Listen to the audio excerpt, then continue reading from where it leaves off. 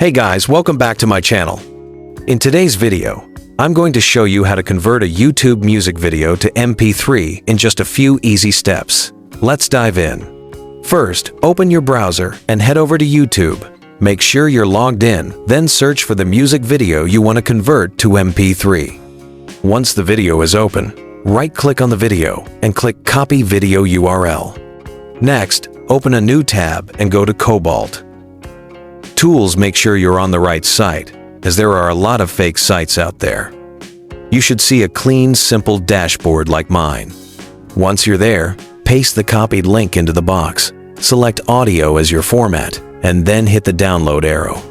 The best part? This method is super quick and doesn't require any extra software or sign-ups.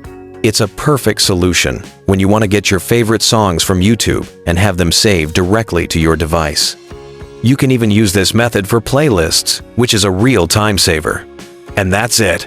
Boom, you've got your music in MP3 format and ready to enjoy anytime, anywhere. If this video helped you, don't forget to hit like, subscribe, and ring that notification bell for more quick tutorials.